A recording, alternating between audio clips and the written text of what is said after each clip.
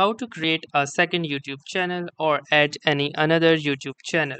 So hey guys, in this video I'm going to show you how I can add a YouTube channel from the same email ID. So currently I am in the YouTube website, and now let's say I want to create a new channel.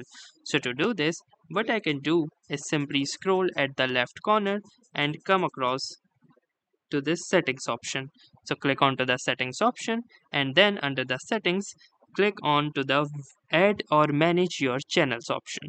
So once you will click onto this option, it will open this particular interface. So from here you can manage the channels that are linked with your Google account, and then you also have the option to create a new channel. To do this, click onto the create a channel button, and here you can see that it is asking me for the name of the channel and the @ handle. So for example, let's name it to,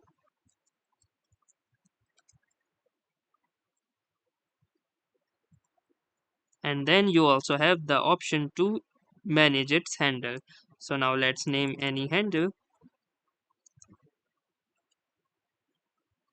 So once you have chosen any handle that is specific to your own channel only and is completely unique, then you have this option of create channel. So simply click onto this create channel button